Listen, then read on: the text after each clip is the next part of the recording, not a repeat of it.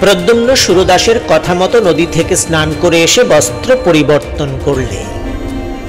সঙ্গীর ক্রিয়াকলাপে প্রদ্যুম্ন বুঝতে পারলে তিনি একজন তান্ত্রিক।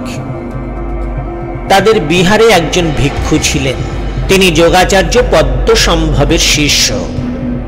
সেই ভিক্ষুর কাছে তান্ত্রিক ক্রিয়াকলাপের কথা কিছু কিছু সে শুনেছিল। সুরদাস অনেকগুলো রক্ত জবার মালা সঙ্গে করে এনেছিলেন।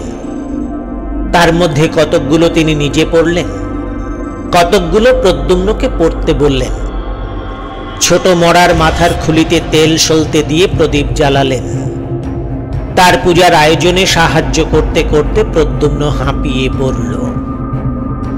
ব্যাপারটার শেষ পর্যন্ত কি দাঁড়ায় দেখবার জন্যে তার মনে এত কৌতূহল হচ্ছিল যে অন্ধকার রাতে একজন প্রায় অপরিচিত তান্ত্রিকের সঙ্গে একা থাকবার ভয়ের দিকটা তার একেবারেই চোখে পড়ল না। অনেক রাত্রে হোম শেষ হল।